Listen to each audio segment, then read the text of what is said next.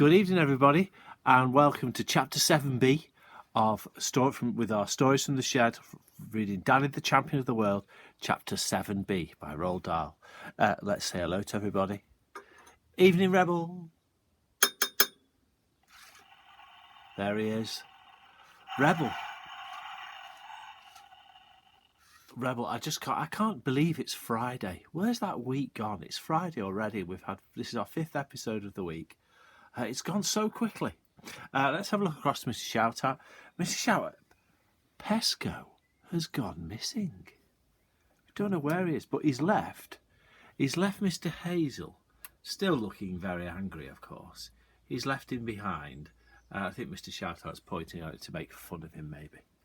Okay, now yesterday, Danny had set off in the baby Austin car by himself at about 2:10 at night, because his dad was meant to be back at 10:30, but he hadn't arrived back. And he knew his dad had gone 6.5 miles to Hazel's Wood. So Danny's decided to get in the car and drive all the way there, which is not a bad idea because you get there quicker, but he is only 9 years old. Because as we know, 9-year-olds are not meant to be driving cars. Now he's driving an Austin 7. Now this is a very old motor car from the 1930s, and I found a picture of one. That is what it would have looked like. Quite cute, really, isn't it? It's a cute old car, and that's what he's driving.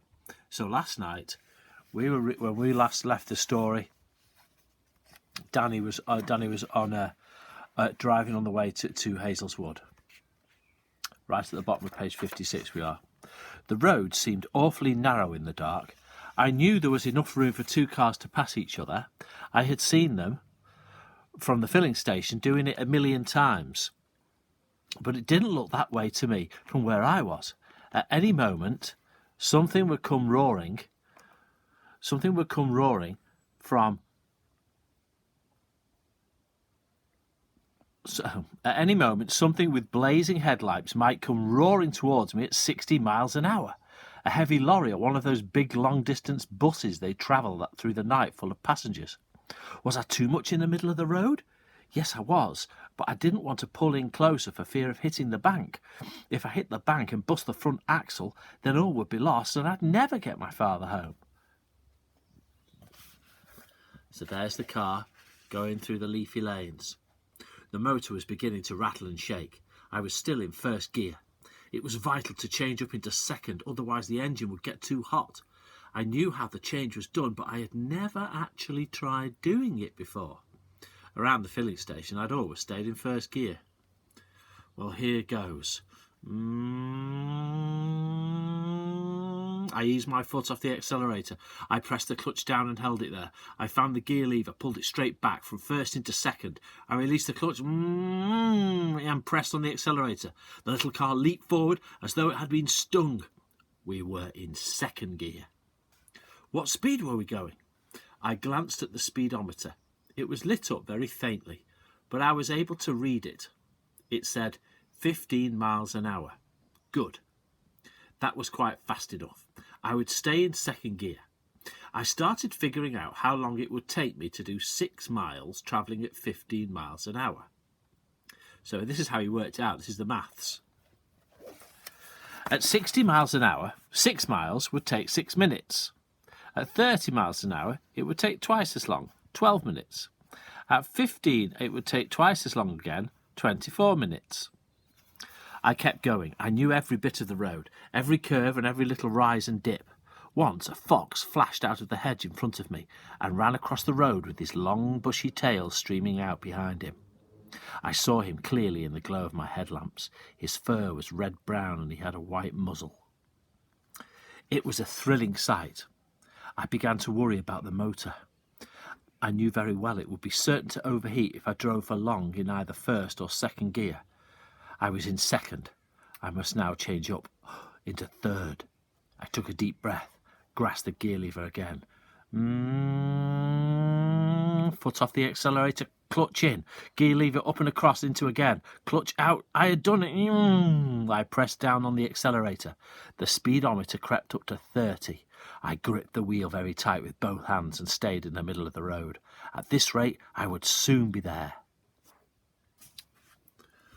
Right, children, next time you're in your car with your mum and dad, watch how they drive it and listen to them go. Watch what their feet do when they go from first gear to second gear to third gear. Just watch them. Bet you've seen you do it. Bet they will have done it 1,000 times in front of you, but you've probably never taken notice. Watch how they drive a car, because one day you'll be doing it.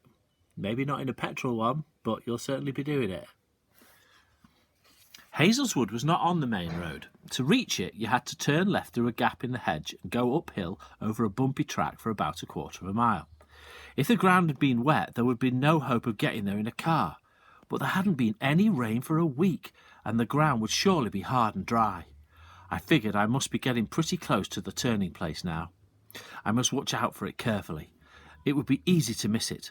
There was no gate or anything else to indicate where I was. It was simply a small gap in the hedge, just wide enough to allow farm tractors to go through.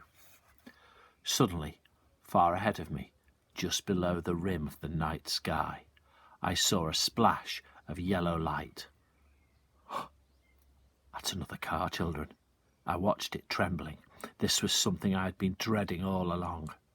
Very quickly the light got brighter and brighter and nearer, and in a few seconds it took shape and became the long white beam of headlamps from a car rushing towards me. My turning place must be very close now. I was desperate to reach it and swing off the road before that monster reached me. I pressed my foot down hard for more speed. The little engine roared. The speedometer needle went from 30 to 35 and then to 40, but the other car was closing fast. Its headlamps were two dazzling white eyes. They grew bigger and bigger, and suddenly the whole road in front of me was lit up as clear as daylight, and swoosh! The thing went past me like a bullet. It was so close I felt the wind of it through my open window. And in that tiny fraction of a second, when the two of us were alongside one another, I caught a glimpse of its white painted body, and I knew it was the police. Oh, my word. The police are out there, and Danny's out there, and he's 9 years old. Oh, I didn't dare look around to see if they were stopping and coming back after me. I was certain they would stop. Any policeman in the world would stop if he suddenly passed a small boy in a tiny car chugging along a lonely road at 2:30 in the morning. My only thought was to get away, to vanish, though heaven knows how I was going to do that. I pressed my foot harder still on the accelerator. Then all at once I saw in my own dim headlights the tiny gap in the hedge on the left-hand side. There wasn't time to brake or slow down, so I just yanked the wheel hard over and prayed. The little car swerved violently off the road, leaped through the gap, hit the rising ground, bounced high in the air, then skidded round sideways behind the hedge, and it stopped. So it swerved off the road, leaped through the gap, hit the rising ground, bounced in the air, and then skidded down sideways behind the hedge and stopped. The first thing I did was to switch off all my lights.